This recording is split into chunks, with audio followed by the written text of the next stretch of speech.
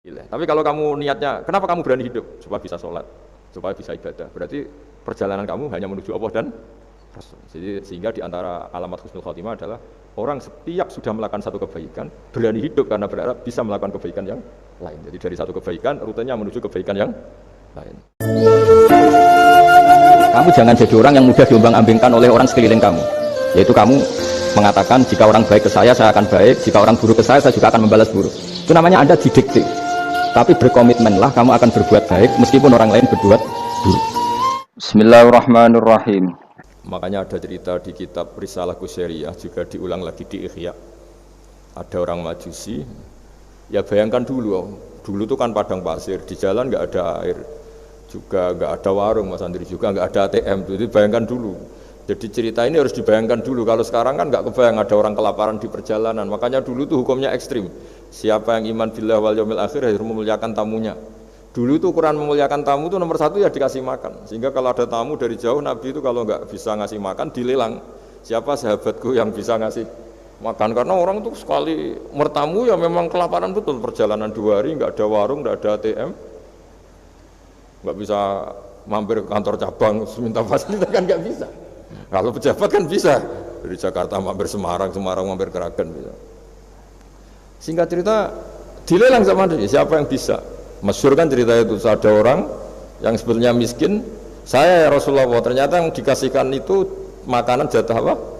Anaknya, kan masyhur cerita itu. Sekata dia pulang, terus lampunya pura-pura dimatikan, terus anaknya disuruh menidurkan, terus dia pura-pura nemani makan, padahal hakikatnya yang makan itu hanya tamunya. Saat itu juga Allah menurunkan wahyu kepada Rasulullah SAW. Allah memuji perilaku sahabat ini karena bisa ngasih makan tamu.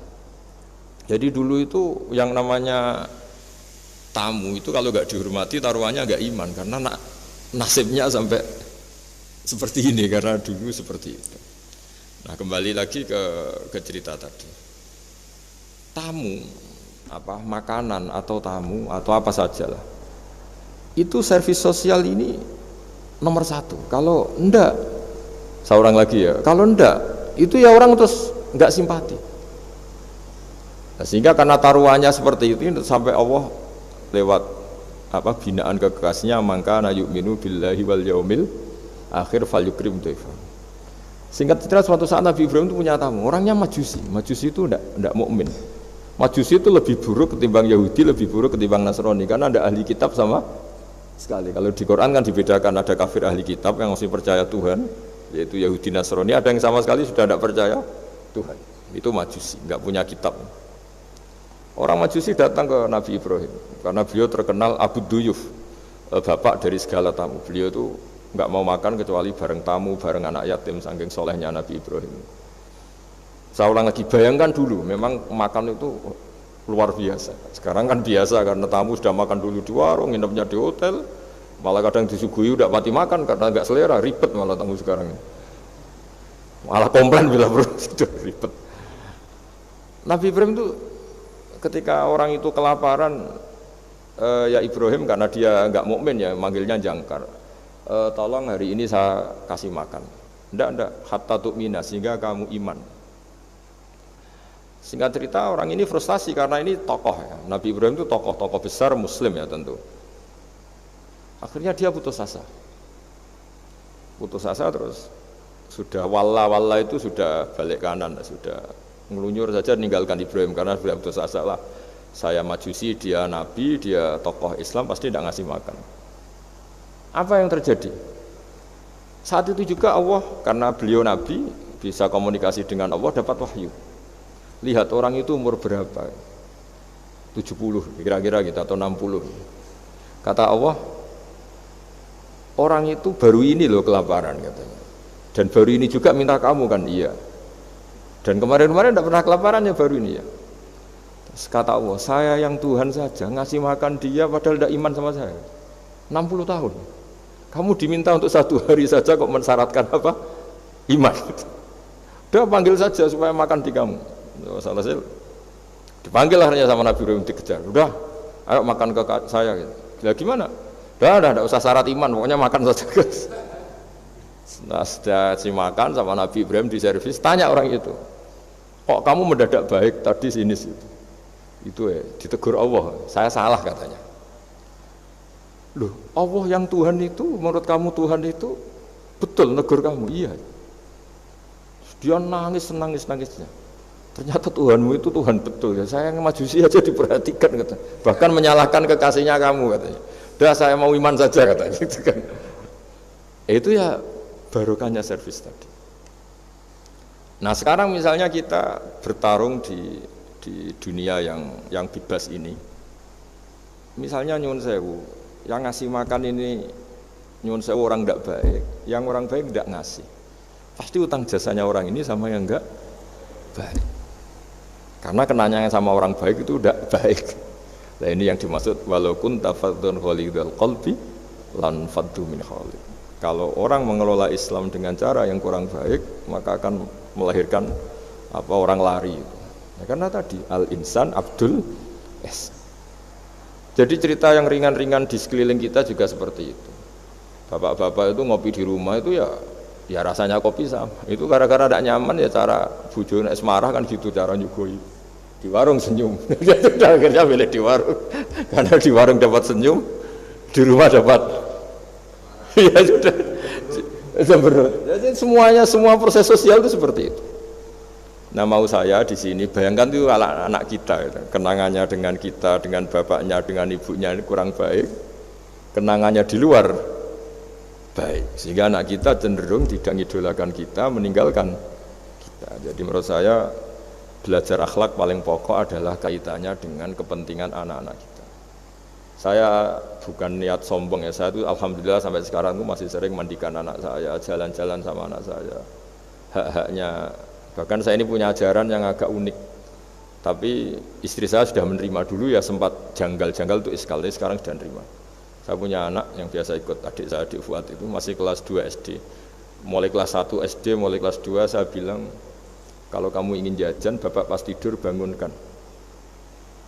Padahal anak saya itu punya santri, punya banyak yang bantu lah. Dulu istri saya protes, itu kan melatih anak nggak sopan karena bangunkan orang tua. Enggak, kata saya, sopan itu nomor 2, nomor 1 itu hukum. Terus saya beri penjelasan. Yang paling berhak atau yang paling boleh dingel-ngelno anak, dingel-ngelno anak itu ya diganggu anak. Itu ya orang tuanya. Masa anak mau jajan yang harus ribet pembantu, mana anak mau jajan yang harus ribet orang. Yang paling boleh diganggu oleh anaknya ya orang tuanya. Itu hukum kata saya. Akhlak nomor 2. Sehingga barokahnya hukum itu, saya ulang lagi, barokahnya hukum itu, kalau anak ini terpaksa pembantu itu pas lalai, pas kita tidak nyalahkan, kan kewajibannya di kita. Akhirnya kita menjadi tahu, baru istri menjadi tahu, yang paling berhak diganggu anak ya orang tua. Itu hukum. Nah akhlak itu baru nomor 2, ganggu itu ya dikira-kira lah pas bangun atau pas rileks. Tapi itu nomor 2, itu namanya moral. Moral itu sunnah. Tapi kalau hukum itu nomor 1. Sehingga akhirnya orang tua, anak ini senang. Betapa baiknya orang tua kita, pas tidur saja dibangunin mau demi kepentingan dia. Akhirnya anak ini punya kenangan baik sama orang tua. Pas tidur saja bapak diajak mau. Apalagi pas happy. Nah karena kenangannya baik, ya idolanya orang tuanya. Ketika idolanya orang tuanya dan kita orang baik, mau ngajak sholat ya gampang, mau ngajak ngaji ya. Bayangkan kalau kenangannya dia dimintai uang nggak boleh, bentak, salah jam kayak atau salah jadwal atau apa, salah momentum, masa anak kecil diwalate salah pakai momentum pakai apa ini. Nah, ketika kita ngangkon belajar sudah susah karena kenangannya ndak baik. Jadi kunci daripada ini makanya saya bilang berkali-kali. Oke, kita belajar akhlak, belajar moral, tapi nomor 1 itu hukum. Saya ulang lagi hukum. Karena agama ini ciri khasnya itu hukum. Hukum itu ketentuan. Jadi aturan Islam itu detail. Misalnya saya belum haji, ya sudah. Sebagian harta saya jatah untuk haji itu sudah tidak milik saya, harus dianggap miliknya haji. Sehingga kalau saya meninggal setiap saat, yang boleh diwaris oleh anak cucu saya hanya yang melebihi dari biaya haji. Makanya di Indonesia disebut kaji amanat. Kaji amanat itu orang yang sebetulnya sudah mampu haji tapi tidak kober haji. Itu kalau sudah meninggal harus ada jatah haji yang dianggarkan untuk haji apa? Amanat. Baru sisanya boleh diwaris. Karena ini hukum. Lah nanti di akhirat juga Allah pakai hukum. Kalau ada anak nggak sholat, yang pertama disalahkan orang tuanya. Kenapa ini tidak sholat? Semua kesalahan anak-anak kita adalah dibebankan ke kita. Ya, jadi saya mohon cerita-cerita akhlak ini jangan sampai hanya nyuwun sewu moral dengan arti kenyamanan sosial, tapi kembalikan ke Allah dan apa? Rasul. Sehingga ini yang terakhir saya cerita hadis yang populer sekali. Ada 3 hadis yang populer dan ini sampean semua pasti hafal. Maka na yu'minu billahi wal yaumil akhir fal yukrim jarahu. Terus ada yang fal yukrim dhaifahu. Terus yang ketiga fal yakul khairan aw liyasmut. Berkata baik atau kalau enggak bisa berkata baik ya apa dia. Nah, itu uniknya Islam itu apa Mas Dwi? Uniknya Islam itu tidak pernah membolehkan umatnya terdikte oleh sosial Mas Andri, enggak boleh. Tapi hanya terdikte oleh ketentuan Allah dan Rasul. Jadi Allah cara ngendikan, kalau kamu iman kepada Allah dan Rasul, iman kepada Allah artinya apa? Allah memerintahkan kita berbuat baik sama tetangga, sama tamu, maka lakukan itu. Sekali tidak demi Allah dan Rasul, berarti Anda didikte oleh hukum sosial.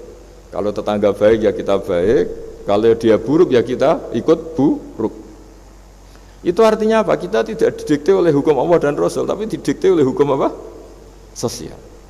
Islam itu agama yang hubungannya manusia itu dengan Allah, bukan dengan sosial. Jika ketika baik sama tetangga pun itu karena perintah Allah. Sehingga kalau suatu saat kecewa tetangga kita itu kurang ajar misalnya, ya kita tetap nyaman saja karena kita baik itu atas perintah Allah. Makanya masyhur di kalangan ahli hadis ada dawuh Nabi, la takunu imma'atan. Taquluna in ahsanan nas ahsanna wa in dzalamuna dzalamna. Kamu jangan jadi orang yang didikte sosial. Kalau orang baik kamu baik, kalau orang buruk kamu ikut buruk. Itu namanya orang yang enggak punya prinsip. Tapi walakin wattinu anfusakum, kata Rasulullah. Kuatkan prinsip kamu, jika manusia baik kamu akan baik, dan manusia ketika buruk kamu pun tetap ingin baik. Nah, dengan demikian itu berarti kebaikan kamu itu atas perintahnya Allah dan Rasul, bukan atas nama sosial. Sehingga misalnya ada orang birrul walidain, ibunya bawaannya cerewet, mbahnya cerewet, ya tetap baik. Tapi kalau kamu didikte sosial, sekali ibu kamu bawel, malas lah ketemu ibu bawel. Nah ini berarti kamu belum didikte Allah dan Rasul, tapi didikte itu hukum apa? Sosial. Sehingga untuk menutup mauidhah ini, saya sering cerita di mana-mana di kitab Ihya itu ada cerita, ada seorang pemuda yang kurang ajar sekali itu. Ada kiai dipanggil, Pak Yai silahkan ke rumah saya. Ya kira-kira cara sekarang mungkin 500 meter datang. Setelah sampai depan rumahnya, sudah Pak Yai saya tidak punya kebutuhan sama kamu. Itu kiainya senyum, rileks. Setelah sampai rumahnya dipanggil lagi, Pak Yai mohon ke rumah saya. Terus kiainya ke situ lagi asik kan. Terus setelah sampai rumahnya pemuda tadi, sudah pulang aja saya tidak butuh kamu. Sampai 3 kali. Dan kiainya tuh asik, ceria gitu. Pemuda itu kagetnya bukan main. Kenapa Pak Kiai tidak tersinggung? Malah senyum-senyum.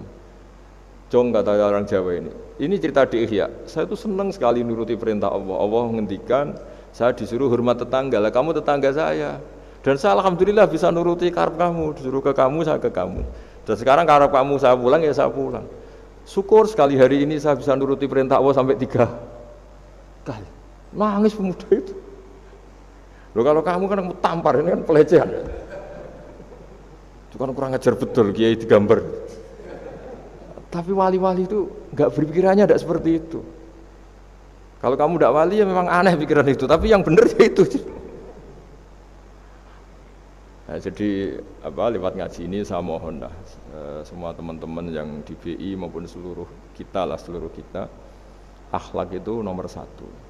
Dengan makna tapi setelah kepastian hukum, setelah kepastian hukum. Jadi misalnya senyum itu sunat karena kita merayu mitra bisnis untuk bisnis yang halal. Tapi kalau bisnis kita bodong, ya semua orang yang ingin nipu kan ya pasti senyum lah. Berarti yang pahalanya besar ya orang-orang penipu karena senyumnya lebih sering timbang yang enggak nipu. Jadi artinya akhlak itu menemukan momentum sebagai ibadah setelah ada kepastian hukum apa? Halalnya. Tapi kalau nggak ada kepastian hukum halalnya, ya ini senyum itu dievaluasi tadi. Misalnya orang ngerayu juga harus senyum, orang nipu juga harus senyum. Ini yang mungkin banyak diabaikan. Saya kira demikian dan mohon maaf karena sebetulnya kalau andekan tadi jalannya normal mungkin saya nggak terlambat, itu kan banyak lubang-lubang karena apa? Itu biasanya kan karena hujan itu. Tapi ya saya suka tetap terlambat biar keren pernah nunggu kiai. Jadi kalau dalam teori agama itu sama kok. Sholat, Nabi itu pernah sholat isya itu setengah tiga dini hari. Sahabat biasanya kan beliau suka awal waktu. Terus ketika sahabat tanya kata Nabi, malam ini spesial karena kamu lama sekali nunggu apa? Sholat. Enggak semua orang malam ini bisa menunggu apa? Sholat. Jadi artinya apa bawaannya itu nunggu kebaikan. Jadi di antara trik atau resep husnul khotimah ya, ini sebagai penutup ngaji, resep husnul khotimah itu innallaha ta'ala yubahi malaikatahu, Allah membanggakan kita, yubahi bikum malaikatahu, Allah bangga dengan kita. Di antaranya apa Mas Andri? Umatnya Rasulullah SAW itu kalau habis subuh ditanya, ngapain kamu hidup? Nunggu sholat duhur. Ngapain kamu hidup setelah sholat duhur? Nunggu sholat asar. Sehingga kita ini menunaikan fardu yang diwajibkan Allah dan menunggu datangnya fardu yang lain. Jadi orientasi kita fahijratuhu ilallah wa rasulih. Tapi kalau kita orientasinya mapan, kenapa kamu hidup? Saya mau mati setelah mapan, saya mau mati setelah jabat. Ini kan berarti perjalanan kamu ila dunya, orientasi kamu dunia. Faman kana hijratu ila dunya aw imra'atin yankihuha fa hijratuhu ila ma hajara ilaih. Tapi kalau kamu niatnya, kenapa kamu berani hidup? Supaya bisa sholat, supaya bisa ibadah. Berarti perjalanan kamu hanya menuju Allah dan Rasul. Jadi sehingga di antara alamat husnul khotimah adalah orang setiap sudah melakukan satu kebaikan berani hidup karena berharap bisa melakukan kebaikan yang lain. Jadi dari satu kebaikan rutenya menuju kebaikan yang lain. Ya, saya kira demikian dan mohon maaf. Assalamualaikum warahmatullahi wabarakatuh.